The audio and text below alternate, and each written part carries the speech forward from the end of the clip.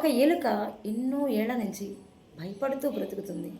ఇక తను అనుకుంది, ఇలా కాదు, నాకు ఇలాంటి జీవితం వద్దు అని ఒక మునీశ్వరుడి దగ్గరికి వెళ్ళి, స్వామి, నేను ఈ పిల్లులతో బ్రతకలేకపోతున్నాను, అవి నన్ను వెంబడిస్తుంది, ఈ ప్రాణభయంతో నేను పరిగెత్తలేకపోతున్నాను, పిల్లిగా మార్చే స్వామి అని వేడుకుంది.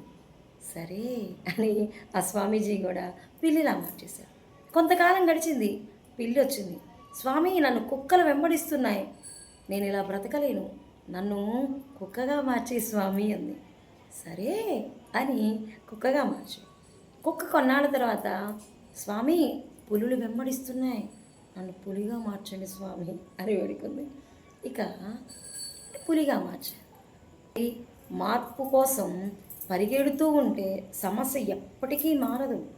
భగవంతుడు ప్రతి జీవరాశికి, అంటే జీవించే క్రమంలో వాటిని బ్రతకడం కోసం, వాటి బ్రతికించుకోవడం కోసం అనేక రకాల సమస్యల్ని ఇచ్చాడు ప్రతి జీవికి.